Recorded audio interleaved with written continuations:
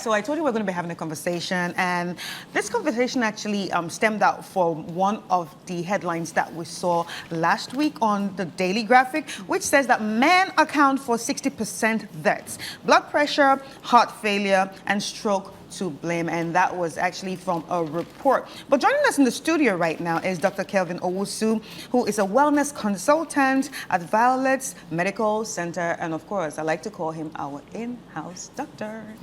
Hi, Dr. Good Owusu. morning, Doc. Good morning. How are you doing? It's been a long time. Yes, it's good. Well, you see, it's also good to be back. In the middle of two amazing women. So I'm happy to be back today. Yes, I'm sure David is watching. He's probably jealous now that you said that. He's watching from the comfort of his Yeah. bed. Doc, before we get into the conversation, let me read just a little bit about the paper, what the story has in here. As Chris mentioned, men account for 60% deaths, blood pressure, heart failure, stroke to blame, and the report is by Donald Atto Dapatem. 6 out of 10 deaths, representing 60.3% of all deaths registered in the country in 2022, were males.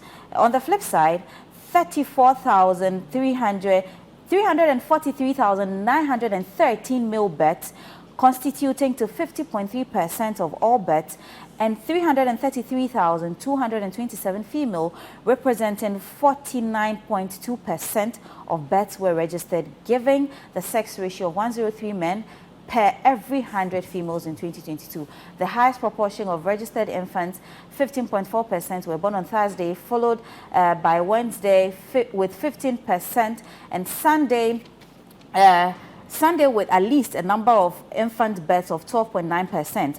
The birth registration data stated, according to the Birth and Death Registration Statistical Reports for 2022, 36.7% of all registered deaths were caused by top 11 causes of death. These are hypertension, which represented 36.7%, followed by pneumonia, heart failure, acute respiratory failure, stroke, diabetes, severe sepsis, septic shock, chronic liver disease, cancer, and cardiovascular diseases. Apart from cancer, which claimed more female lives, 566 as against 470 men, all the remaining diseases killed more men than women, and the story goes on and on and on. Wow. So, Doc, so before we get into that, I would like to remind everyone that yesterday was actually World Hypertension Day, and we had the whole conversation on the show. And hypertension is known as, the silent killer. And also, apart from that, it's mentioned. It's also mentioned that it's one of the high causes of deaths among those 60% of causes of deaths that are inflicted on men only. Why? Well, men are an endangered species, so really, everybody's coming for us, you see. So it's not. If you're doing good things, nobody will come for you. No comments there, But I mean, so maybe something that, let me just point out something from the list you just shared. So you mentioned hypertension, 30 something percent. Then you mentioned heart failure. You mentioned stroke. You mentioned cardiovascular disease. Pneumonia. Guess what? All these diseases are also related to hypertension. So globally, up to 80% of premature deaths, and premature death is a death occurring before the age of 70, Before the age of 70? Yes. Wow. Oh, yes. Right. So 80% of premature deaths are caused by hypertension and its complications. So I'm sure that if you put those numbers together, the hypertension-related ones, you'll be approaching almost 80%. So it's a big deal, and it's surprising that for a disease that kills so many people, we don't do enough about it as a people. And I'm talking about from the administrative side of the country to the cultural side of our lives, even the way we eat. We ignore hypertension, which is killing 80% of us, on a daily basis. So it's amazing. It's really something that it needs to be studied some more. Doc, sorry, why is it affecting predominantly men? Is there a vital cause, or what could be? Oh yes, there is. There is definitely a reason why men are more at risk, and the first reason is actually genetics. Testosterone. Yeah. It's a hormone that makes us men. The men hormone. The men hormone. Women also have it, but they don't have as much. Now, testosterone by itself causes an increase in your blood pressure. So that's why naturally men have a higher blood pressure, systolic blood pressure, than women. compared to- You know, so that's the first issue. And so because of that, you know, your baseline is already higher than the women. You know, then we come to the second reason, which is that men are terrible at maintaining their health. You know, I mean, as a doctor, I can tell you for free that over 50% of the men that come to my clinic, We're forced. they come because if they don't come, they won't eat. And I mean that literally and figuratively. So somebody has to literally hold their ears and bring them there and say, you are sick, come and see the doctor. So naturally, men are very poor at maintaining their health, you see. And so related to that, almost less than half of men who are hypertensive have actually been diagnosed as hypertensive. Right. The statistics say that only about 44% of men who are hypertensive have actually been diagnosed properly and have started treatment. Right. So it's called the silent killer, and like you said, like only 40% have been diagnosed. So what happened to the rest? Is that they don't know. Are there symptoms? So by itself, hypertension has no symptoms, and that is why it's called silent killer. So no symptoms. You know, so I hear people go on about when I get my headache, it means my BP has gone up. It's not true. There's no symptom of hypertension. It can be with you for years, and then most people will just drop dead, and then they will say nani huyo or kohaba, you know. That's how hypertension behaves. So typically when you start noticing or experiencing some symptoms, so let's say your feet start getting swollen, you start getting palpitations or your difficulty in doing physical activity, it's because the hypertension has begun to affect your organs. Other organs. Exactly. So maybe your kidneys are being affected or your heart is becoming larger, you know, and so that's why you are now getting symptoms of that organ damage. So the symptoms are not usually from hypertension itself. Hypertension does not have any symptoms. It's the damage it exerts on other organs that causes those symptoms. And the organ damage is plenty. From your eyes to your kidneys to your legs, you know, there's something called intermittent claudication, which can be as a result of hypertension because it causes damage to the blood vessels, and then related to cholesterol, leading to atherosclerosis, among other things. So All yes, from hypertension. yes. And the men, this is one of the ways to get the men to pay attention. Hypertension can also affect your sexual performance. Then they will definitely listen Oh to yes, that. yes. They'll listen to because this, you have to understand that in the order of priority, your body does not prioritize sex over your heart. So when your blood pressure is out of control, it's going to shut down your sexual performance, because once you have an orgasm, your BP naturally will go up. Yeah. So now imagine your BP is already high. Your body wants to live. It's a self-preservation mechanism. So it's not going to let you orgasm and enjoy yourself. No. So your sexual performance will actually come down if your hypertension is poorly controlled. So it's very, very important. Right. So there's actually primary and secondary hypertension. Yes, Can you explain what that is? All right. So majority of hypertension is actually primary, and primary means that we don't actually know. We can't put a finger on the cause. You know, so then we look at associated things or things that make you more likely to develop it. So that's what we talk about: your diet, your weight, your lifestyle, exactly, your lifestyle, what you're doing. And related to lifestyle, so let me just digress before I forget. Related to lifestyle, one of the reasons why men again have a higher risk of hypertension is because of alcohol. Okay. So naturally, men have a higher tolerance of alcohol than women do. Yes. So if you give both a man and a woman a glass of wine, the woman would actually start becoming tipsy much early, which means that she's likely to stop drinking earlier. You know, men can go a few more rounds before they start, so then men tend to drink a bit more. Now, alcohol itself causes narrowing of your blood vessels, which makes your heart do more work, so that causes your BP to go up. So the more, if you just drink alcohol once in a while, it's a transient thing, it goes away. But if you continue to indulge in alcohol, it becomes a permanent thing, you know, so that your blood pressure goes up because of the alcohol you've been consuming. You know, so that's part of the reason why men develop hypertension earlier. So then secondary hypertension is hypertension that is caused by something else. So you could have a tumor in your adrenal glands that is secreting certain hormones that cause your blood pressure to go up, or you could have a thyroid problem, hyperthyroidism, which would cause your blood pressure to go up. You know, there are other things as well. So if we're able to identify the specific cause, it means that the treatment of that person's hypertension is actually a treatment of the cause. So if you're able to remove the tumor, the hypertension goes away. That goes away. Exactly. So that's a secondary hypertension. And it's actually very scary that you said there are more cases of primary primary. So because secondary it can go away, but if it's primary, it's not going. Exactly. Yeah. Okay, so hypertension becomes a lifelong condition, right? Yeah. However, and this is very important, however, the treatment of hypertension or the pharmacological treatment of hypertension is not necessarily lifelong, you see. So we need to start your medication today to get the blood pressure under control. That's if you are dealing with primary hypertension. But over time, you have the chance to actually change your lifestyle so that those lifestyle modifications can then naturally begin to cause the blood pressure to come down. And if the blood pressure comes down within normal limits, then we begin to taper off your medication. So there are people who have been able to manage their hypertension with lifestyle modification so that they don't need medication anymore. But because the lifestyle modification take a while, I mean, it can go 6 months, 1 year, and we are still not seeing effect. We need to start the treatment now. Because every day that your BP remains high, the complications it gets worse. Exactly. So it's very, very important that we deal with it. And that's another problem with the men. So their health-seeking behavior is poor. Then they don't take their medication.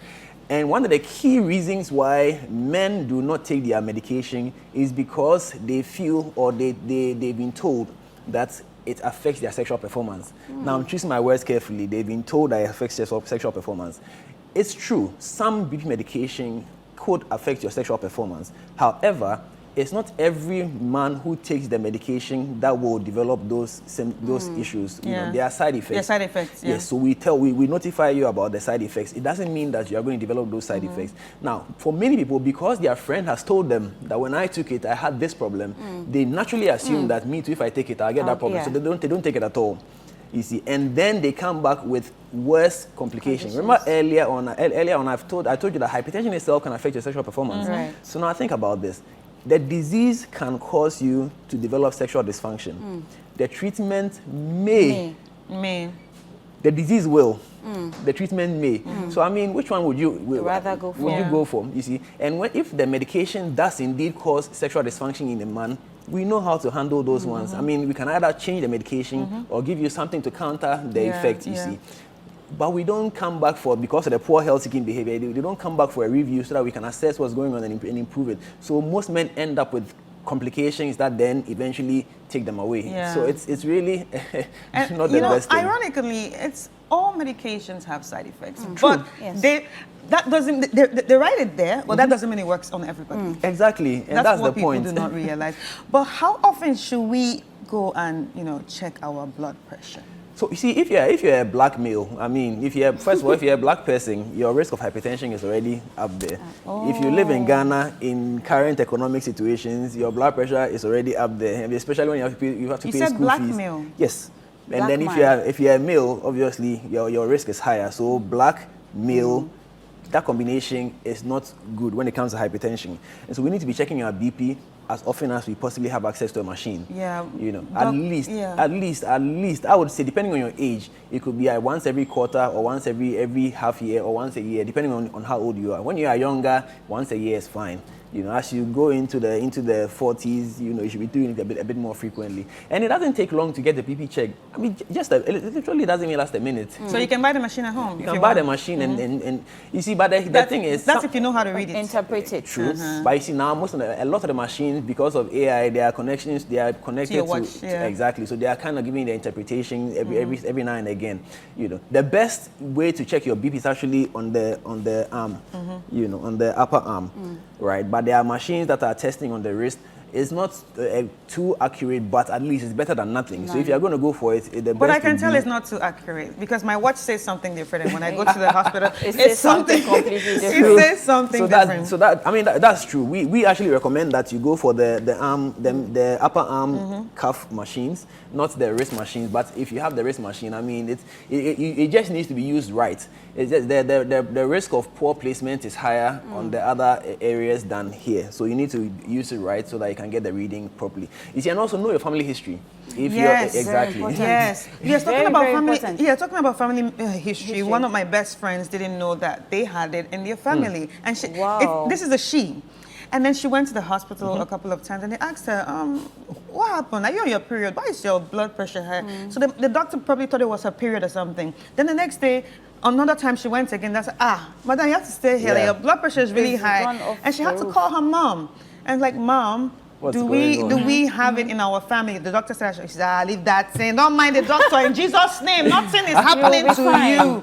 Meanwhile, at the end of the day, they actually have it, but they just don't want to believe that she's a young person and can have it. Yeah. Currently my youngest patient who is on hypertension treatment is a gentleman. He's actually 23.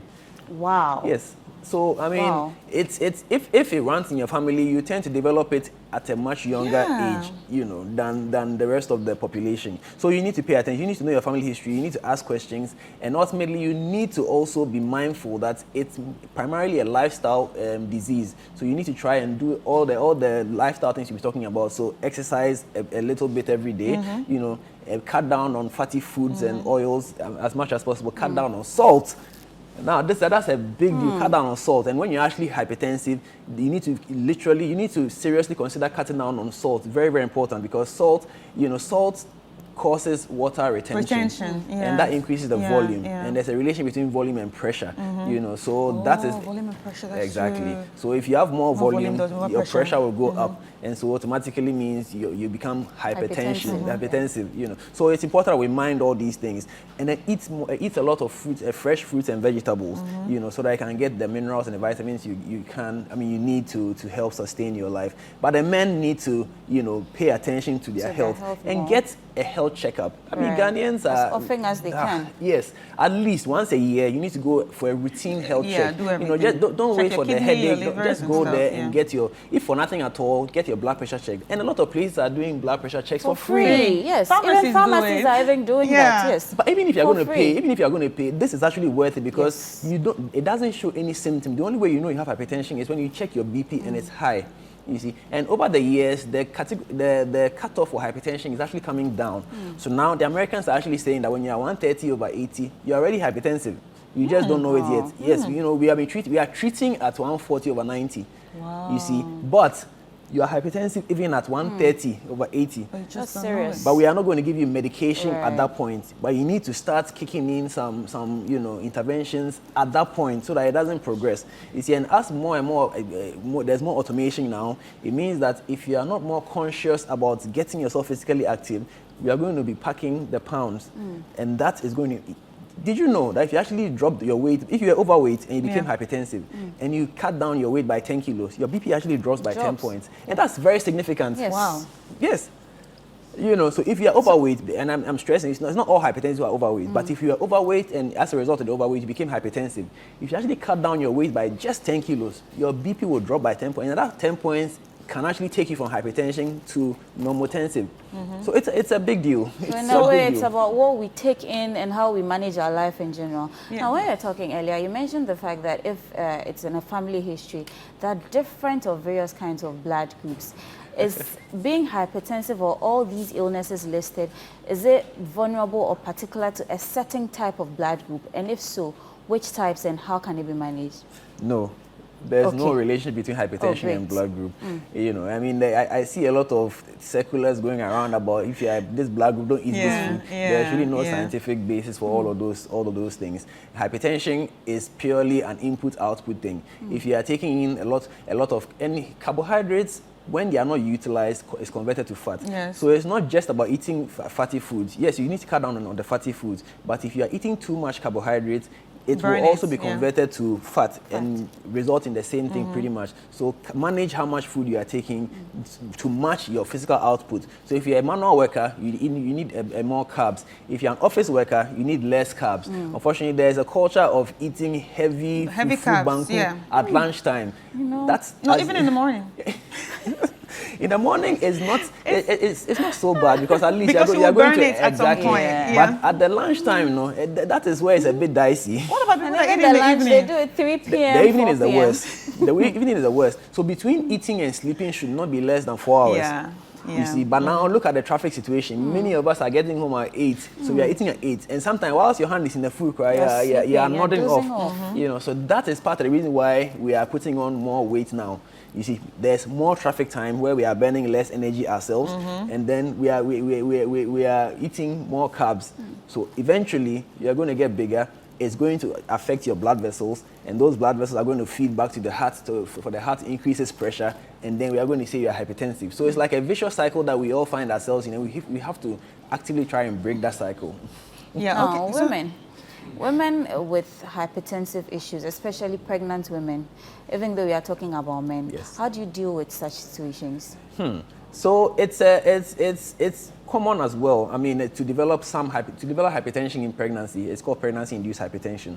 Now, it can also affect the developing baby. It can end up resulting in the baby being small for age, which has its complication. It can also lead to premature preterm labor and prematurity, which has its complications. Now, if the woman was already hypertensive before getting pregnant, then there's a risk of well, first of all, there can be challenges with getting pregnant. Because, yes, so hypertension can cause problems with conception, but if you do get pregnant, you still have a risk of losing the pregnancy along the line. So it's important, and this is another thing that Ghanaians don't do enough of. It's important that before you get pregnant, you need to go and get evaluated. I want to get pregnant. Is there anything that I need to be doing so that we can assess you and then help you conceive? If you're hypertensive, we need to get the BP under control, which will then enhance your chance of getting pregnant. And then of course you start taking your folic acid to help make sure that develop the baby. Exactly. Right, but Doc, you said something earlier which I have a question about. You said men, and not just men. Black men. Yes. So obviously, even as a woman, there are some conditions that say it's higher on black women. Why are there some conditions that are just higher on black male, black female? Well, I mean, it's not just about black male, black female. There are also conditions that are more common in white males as against white females. So these are the genetic predispositions. So every genetic adaptation, it comes with its own sort of side effect. Right. So some adaptations that have happened or some adaptations that are higher among the blacks also tend to give you that risk of developing hypertension and diabetes for that matter. Hypertension and diabetes sort of go hand in hand. Yes, they go hand in hand. And now there's actually a scientific connection that has been made that the reason why people with hypertension are more likely to develop diabetes is the link is one link is through something called insulin resistance. So that has been established. So black people have that risk of developing hypertension and diabetes. So it's just what it is. So once you know that you are black, and once you know that you are male, you need to be more mindful. But let me just chip in that, at menopause, when women hit menopause, they also become like the men. Because the hormone, the hormone that was protecting women from hypertension is estrogen. The estrogen, yeah. So estrogen protects the women, it protects the cardiovascular system. So that's why women who are in the fertile age don't have as much hypertension as men. But at menopause, estrogen declines. And that decline now makes them have the same risk as men. So hypertension rates go up when women hit menopause. What about perimenopausal stage? So perimenopausal stage is quite stressful because the hormones are sort of all over the place. So that stress can also cause your blood pressure to go up. Oh my God. So we are all at risk. Yes. So we are all at risk. We are all at risk. It's just that, I mean, if you look at the study, it says 60%, so which means that 40% are actually not women. So yeah. Now, Doc, many a times when you have maybe a headache or you feel unwell, you just walk into the pharmacy, pick up any meds over the counter, or describe your symptoms, and then they pick up something for you. Do these medications we take undiagnosed cause or could be leading causes to being hypertensive? Directly, not necessarily, because it depends on what medication you are taking for which cause. But having said that, yes, some medication can make you develop hypertension, and it will then come under the secondary hypertension, secondary cause of hypertension. So once we identify that you're taking a particular medication and one of the side effects is an increased blood pressure, we stop it and the hypertension goes away. So it depends on what you are buying. But I was smiling because I actually got involved in a social media battle with pharmacies, because I believe that one of the challenges that we are faced is that a lot of us Ghanaians treat the pharmacy as our first point of call. And I don't think it's a good thing, because most pharmacies, or a lot of pharmacies, don't have qualified people behind the, Pharmacists. exactly. And so you go in there, just like you said, you tell them X, Y, Z, and they are giving you medication, you see, and they are giving medication, antibiotics, etc. that should not be actually sold over the counter, you know, so, and it ends up coming back to cost all of us. Because let me give a most recent example. This is actually part of the reason why treatment of malaria, we switched from a cheaper chloroquine to a more expensive artesunate amodiaquine, you see, because of the abuse. Yes, because they can easily just go and grab it. Most people were not even taking it properly. So now you are supposed to get tested before you take anti-malarial.